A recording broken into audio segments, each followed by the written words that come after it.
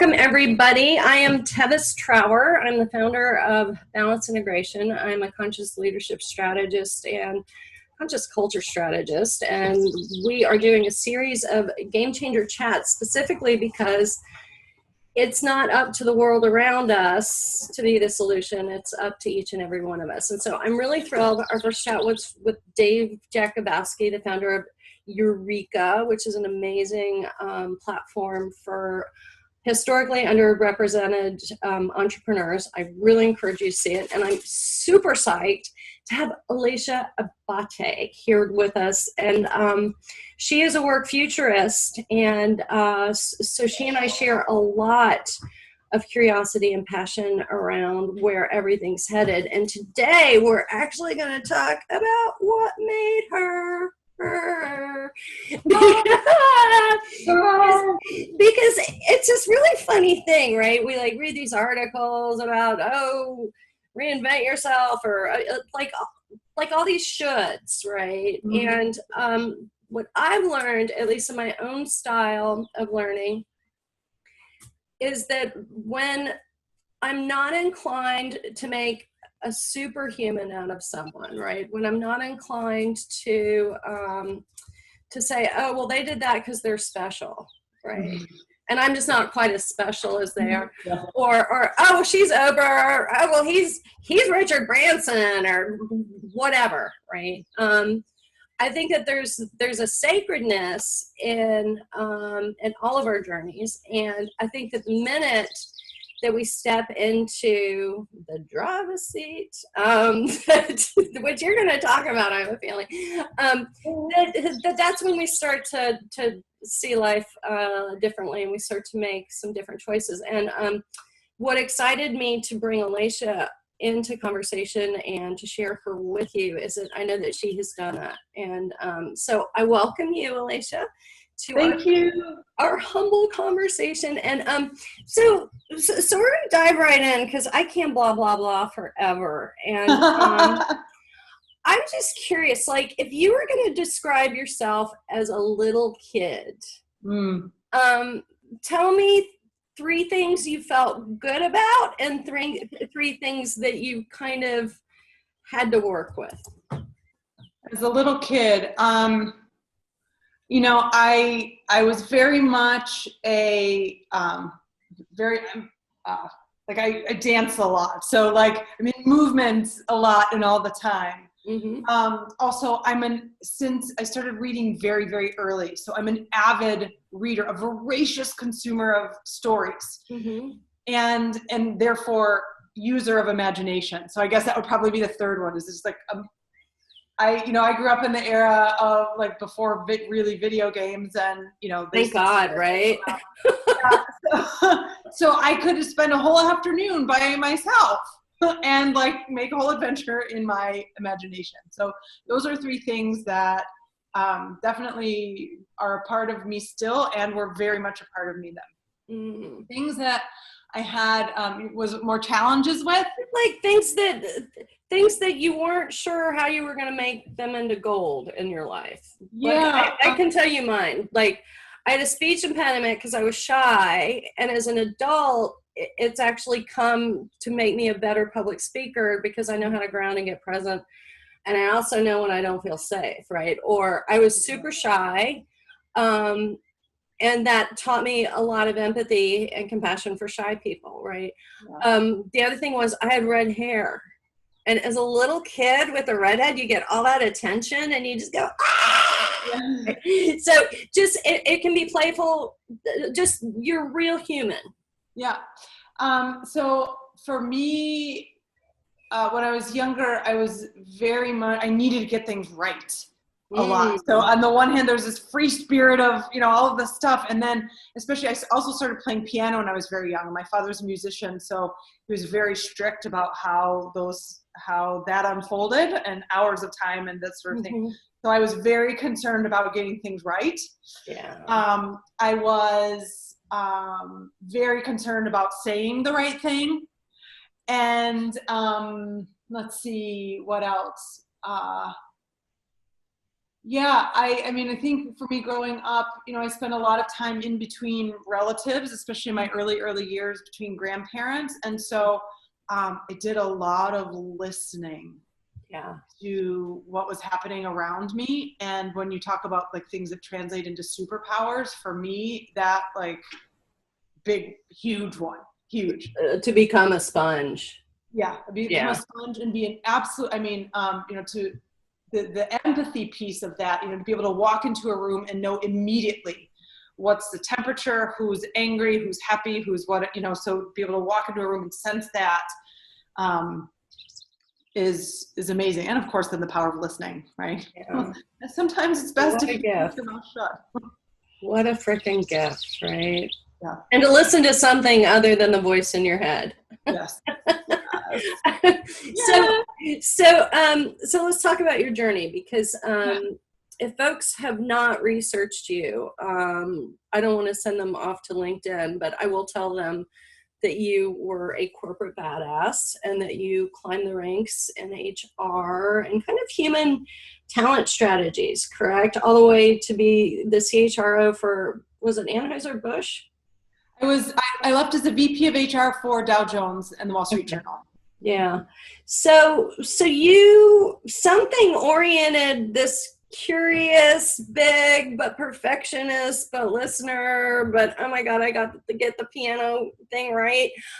Something led you, this person, into the corporate world. What do you think that was? Yeah, the answer that pops into my mind is when I was younger, when I was a little girl, my mom bought this book that she used to read to me called Mommy's at Work.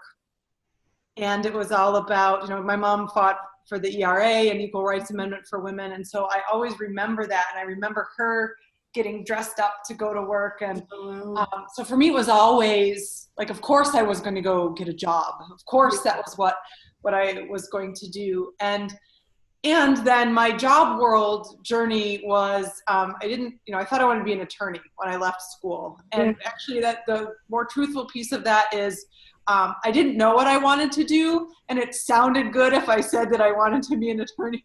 Right. Those freaking boxes. Yes. Right? Yes. It's so funny. They get us every time, these ideas of what we have to be valid, right, to the rest of the world. It's and I think it's so great to hear you say that so transparently, that you said that, or that you navigated that way because you thought it sounded good, which means you cared about what other people thought of you. And that's really such a core part of what work is to us. It's really closely tied to identity. Yeah. And that for me is one of the reasons why I'm so fascinated with the future of work and what it will mean for all of us, because, what happens when, and especially in the Western world, right? Especially in the Western world and especially in the US, but so many of us attach our identity and our value in the world as the thing that we do. Yep. And for me, one of the big driving questions, well, what happens when that goes away? Yeah. What happens if we don't have access to that external marker anymore, and we haven't been oriented toward something else to find our value?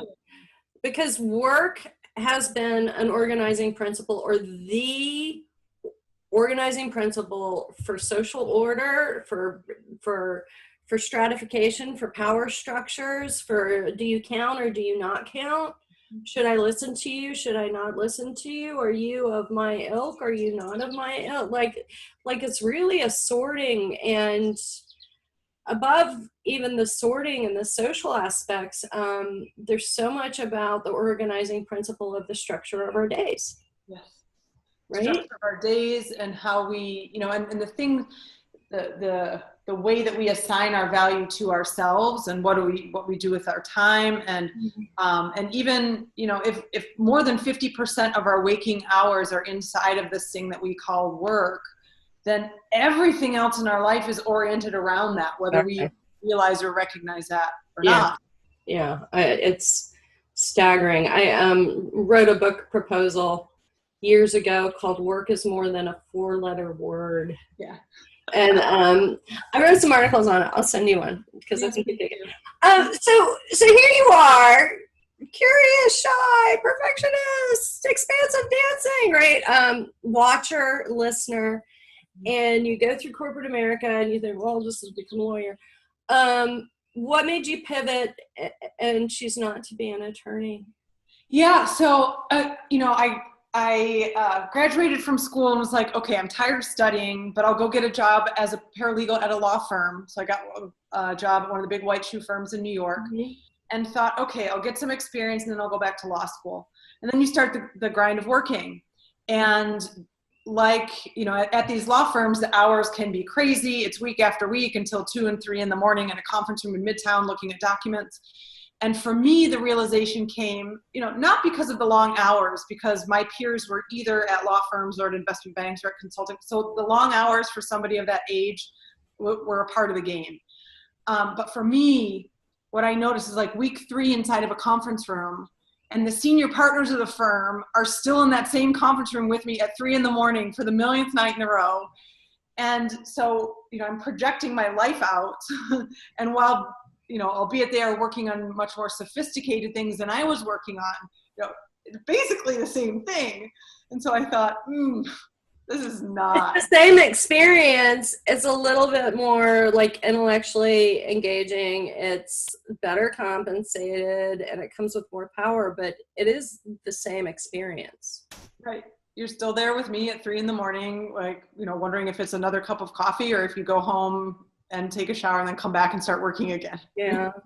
I saw that wasn't for me, so I quit. And tap danced on my desk on my last day. Oh my God! Yes, I brought in my tap. People were like, "Are you really going to tap dance?" I'm like, "Oh yeah, watch." So I have pictures of this. And initially, I left. That was the time of the dot-com boom. So left. We had raised some money to do a startup. The money dried up, and around the time the money was drying up, a friend of mine from college said, "Hey, I'm working at a recruiting firm. Would you want to come in and have my job because I'm going to leave?" And I thought, well, maybe, but I don't know what this recruiting thing is. So I went in and got hired there. And that for me was a massive shift because in that role, recruiting people, C-level executives in technology companies, I got to see the magic of what happens when the right person gets into the right role and they start to flourish as a human. Exactly. Wow, that was magical. I had that experience at Corn Ferry. It was crazy. Yeah. Just watching that. So okay, so you get into recruiting and at some point you pivot and you actually get into HR. Yeah, well, so there was a space in between there. So I loved my job recruiting. Loved it. Yeah. And though, remember the dot-com bubble blew up and then it burst. And so I do. I was in it. Yeah. So, here I am working this job that I loved. I survived 3 rounds of layoffs. I get cut in the 4th. I was devastated. But, I managed to, over the next couple of weeks, get another job in recruiting also, but at a much, not quite the same experience. Mm-hmm. And so I'm starting to work again, and then September 11th happened. So I'm laid off again immediately. And that was what brought about a move down to Brazil. Because the market had tanked here in the US. I was dating a Brazilian at the time, and he said, "Hey, why don't we go down to Brazil and see what's going on down there?" I thought, well, between a known that isn't working and an unknown with some potential, you got to go. So I went, learned Portuguese, and then the journey continues down there. Wow. So it sounds like it's been a dance all along between your personal longings and needs and what that meant for you professionally. And I think that the pivot that is so, to me, a role model when I hear about your career, because of course I've played your TED Talk and everything. But this idea that you really scaled the corporate ladder, like all those, whatever urge that drives us to participate in a vertical of power, such as a corporation, the government, an NGO, right? Whatever, right? That you scaled it, but something had to be missing for you to leave. Like, can you tell me about what that experience was like to suddenly realize, oh my God, I did it, I made it, and making it is not enough for me. Yeah, I mean, I have, the mental pictures of me sitting at my desk in an office in Midtown, looking off of, over 6th Avenue, and it's raining, and I'm sitting there, and I'm in the voice that's in my head is like, is this all there is? Is this all there is? Is this all there is? And so then I started reading The Happiness Project by Gretchen Rubin, and then What Color is Your Parachute? The seminal book on career design, and then The Artist's Way by Julia Cameron, and started to see all these things, and it became very clear to me quickly that I just had to go. And so the disquietude, right? Because I think the disquietude is really important, and I think that a lot of the high performers I've coached have been reaching out saying, I'm really feeling restless. So much is going on in the world. I'm really feeling like I have to do something with me, with my gifts, right? I got to legacy, impact, something, right? Like, what were the things, like the fact that you're reading The Happiness Project or Julia Cameron or What Color is Your Parachute? How did it feel? Because I'm really curious about how we have a primary experience of deep discontent, and we oftentimes just hit the snooze button, right, as long as we can, like, oh, go away, give me another glass of wine, oh, go away, I'm going to go on vacation, oh, go away, I'm going to go to share house with my, whatever the coping is. Like, what was the felt sense of you really having to not hit the snooze button? Yeah, for me it was, when I saw, so through the work, one of the things that I discovered, so what is it that you want to do? Okay, great. If you're not happy where you are, what is it that you want to do? And one of the answers that came back through that various exercises was, to be a light in the world, to shine a light about what's possible. And that just felt so much bigger than whatever I could do inside of a box anywhere else, that it became compelling. I can just say, like, this felt sense of it was like this calling of must step into. So they're hearing that kind of voice, because that's pretty BHAG, right? That's big, hearing, audacious goal, if you want to put it in this. Like that's like on the eulogy, that's on the gravestone. Did you have to deal with voices inside of you saying, who do you think you are? Yeah. Who do you think you are? What are you going to do about that? You're wasting your education. I mean, I did my undergrad, but I also got an MBA. So you're wasting your education. You're going to leave this corporate world and the title and the things and the stuff and, to help people be happy. Like, what kind of a job is that? And, all of those voices were inside of me. And, something that I had learned in a prior experience is, how long are you going to do the things to live a life that other people want you to live instead of living your own life? And that it became clear that this was that kind of a situation. And so, the only choice at that point is to leave, or is to follow the thing that you want. Yeah, it's so funny. So I've seen this a lot. I've experienced it as well firsthand, like verbatim. Which is why I think it's so interesting to share, not just how genius and great we are, because I know that you're genius and great, but also share what it's taken you to really find your voice. And I call that radical success, not from a standpoint of, oh, I'm an extremist, but the meaning of the word radical comes from root, right? So you had to go back to your roots to find the strength to even entertain this huge BHAG that you had created for yourself. Can I be a light, a possibility for other people? Yeah. Right? Yeah. And that's, and it is, I have found that the process is very much more a remembering, not a creating. And then having the courage or the wherewithal to say, okay, now that I've remembered, I'm actually going to do something with it. I love you, because you remember your roots. yeah, there's nothing to layer on, right? Yeah. There's nothing, and then you know, the more you can just go back to that core, the clearer everything else becomes. Either it's inside of the vision or it's not. Mm-hmm. Either it's aligned with what you understand or it's not. And that it isn't a bad, not good, not bad, not anything, but just No. clarity. Not only that, but if it's not aligned, then it's like this litmus test. You start to be able to really quickly say, is this like I said I was going to stand for being a light of possibility for what people can be on the planet.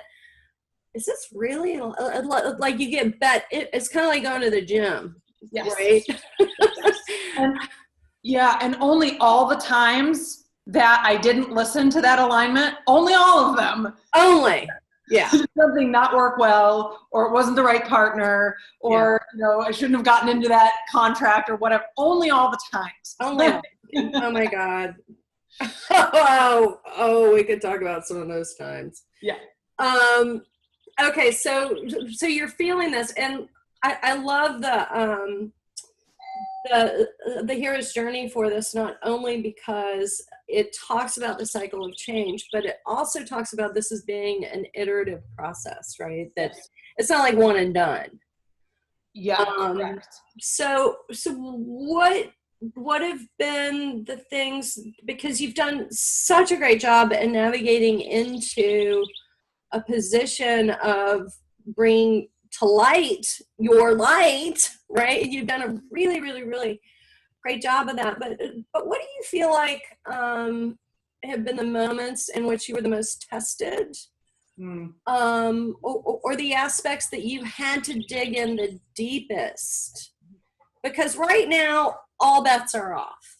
Mm-hmm. And I kind of like to think of it as the nervous system of the world has just been kind of hijacked, and none of our normal patterns work. Yes. Yes. And so this is really a time. So some of us are going to clench and try to go back to what was, which if you've ever seen Peter Senge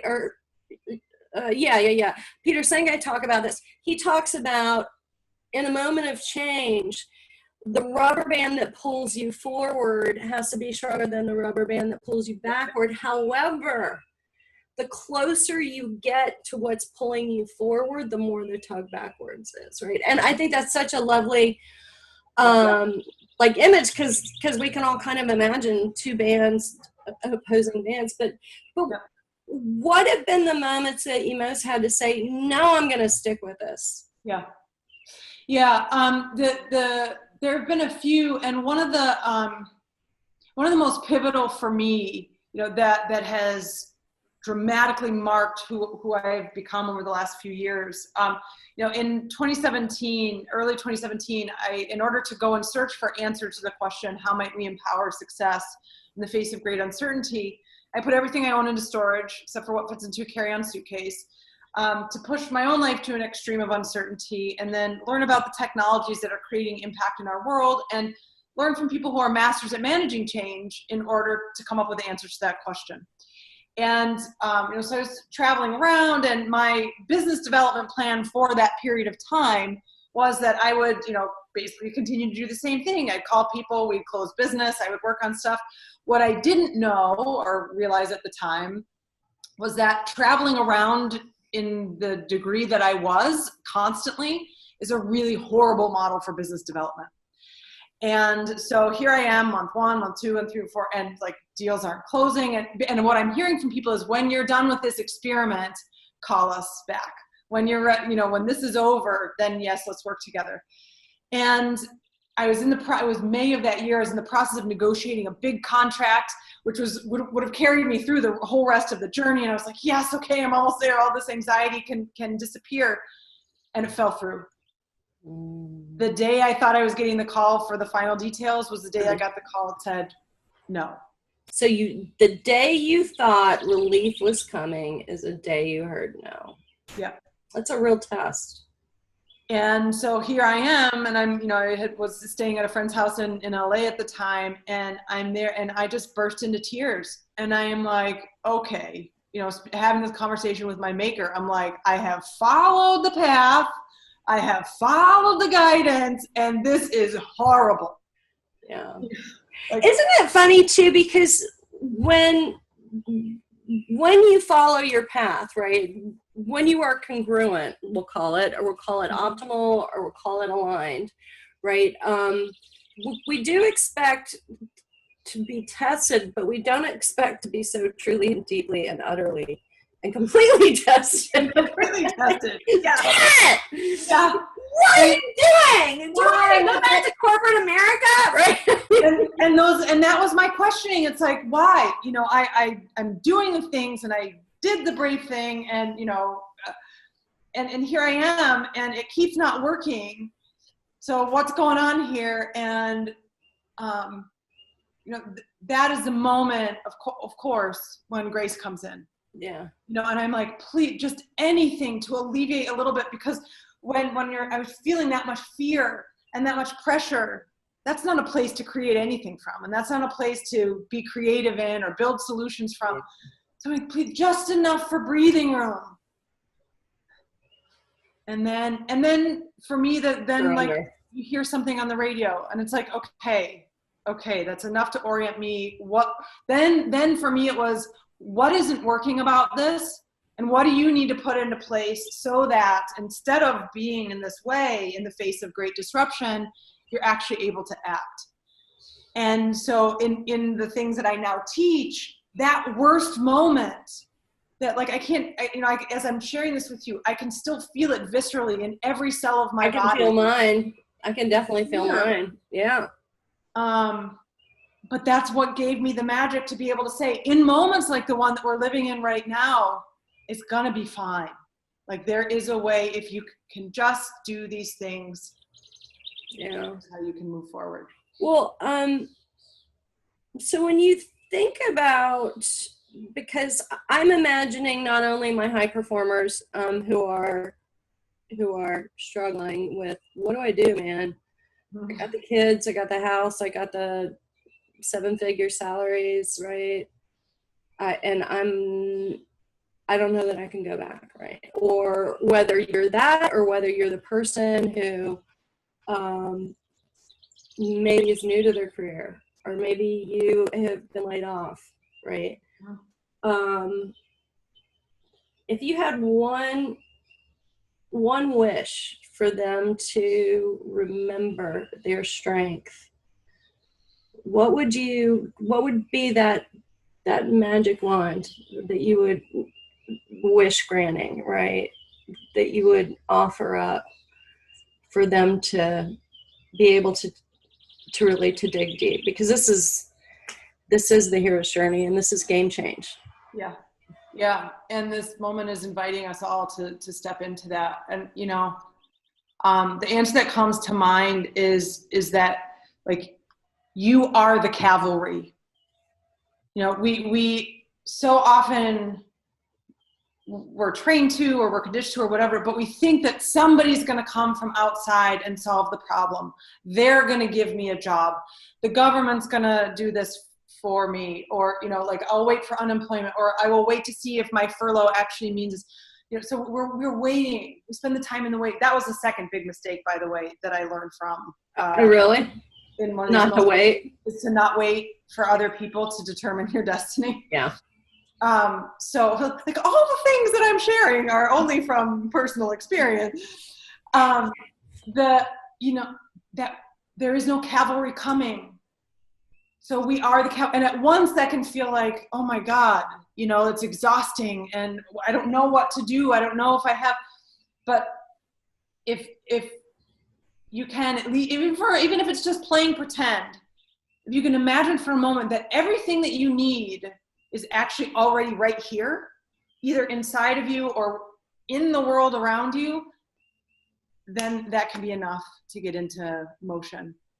Do you have a favorite practice to help yourself move back into that awareness? Because the concept of remembering has come up a lot, and it's so funny because in any wisdom tradition, and you see like 8 zillion represented on the shelf behind me. Yeah. Like in any wisdom tradition, this notion of remembering, it's got a couple of ways. Like in the Hindu tradition, remembering is actually a horse traveling a circumference to regather back in the territory, right? Which I think of what a lot of us do throughout our lives is we dismember, right? We say, oh, that part of myself isn't convenient. That doesn't really fit into my identity description. And so we dismember ourselves. And this notion of moving back to our roots, to our truth, and working from there, it is really a remembering. And I'm just curious if you have a favorite practice, or you have something that you turn to in those moments. Yeah, so I like you have lots of sort of wells that feed me, right? Springs that feed my well. And for me, there's a Bible scripture that says peace, there's peace be still. And there's actually a song that's out there now that today, whenever something is going on and I'm like, like this moment that we're living in right now, what do I do? How do I, just listening to that, and the lyrics of the song are peace be still, say the word, and I will, I won't be afraid of the roar of the storm. Just because I hear or feel the waves, I won't get bowled over by them. And so like that's enough to say, okay, there's a way to do this. There's something's already taken care of for me. Now I just need to, from this space of peace, do the next steps. And then for me, there's a magic question that I use, which is, given that I'm here, given that the situation is what it is, what do I want to create? We're so freaking separated. Mine is, I call them anchors, right? Because they just bring me right back into the moment. And mine is, what is my greatest good? Like in this moment, what is the greatest good I can contribute or create or offer, right?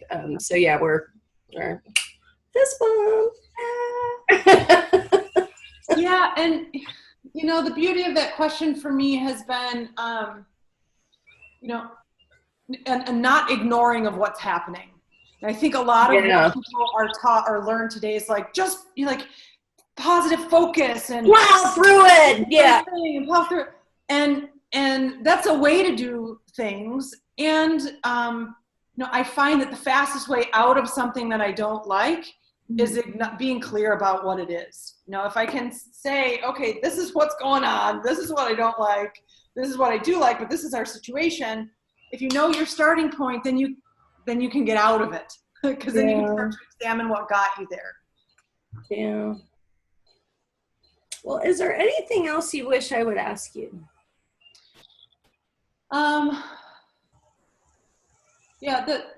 We covered a lot of good stuff, and the thing that maybe I would add, like, is there a period when this disruption is over? This moment that we're living in is very tumultuous, and I hear a lot of people being like, well, when this is done, when we get to the other side of this, it will be some description of a memory of how the world was. And if I could disavow everybody of that illusion, like the faster that people can get on board that we're never going to go back into that box, the easier it will be. And this is kind of how we started the conversation too, like unhook from what was so that you can be ready and for what's coming, because this is just the start, ladies and gentlemen. And so flexing the resilience is key. Well, I keep telling people it's target practice, right? This is just preparing us for what's next. And so really stepping into this with our eyes open, then we're going to be that much more able to be in alignment when whatever next comes. And it looks like we've got a question from Marjorie.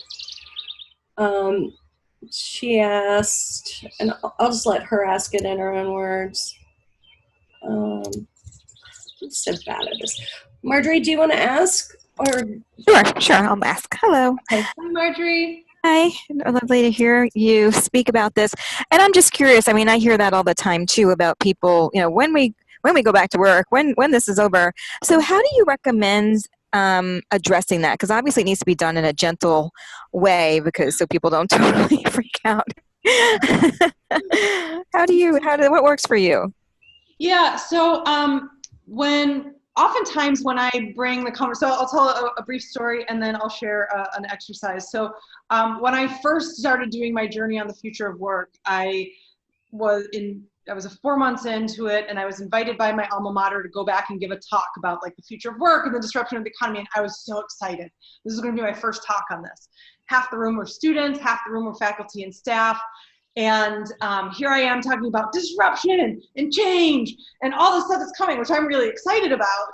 And the student half of the room was looking at me with like eyes of deer in the headlights. And the faculty and staff were all like looking down with their arms crossed, grumpy. I'm like, I've never lost a room so quickly in my life, if ever.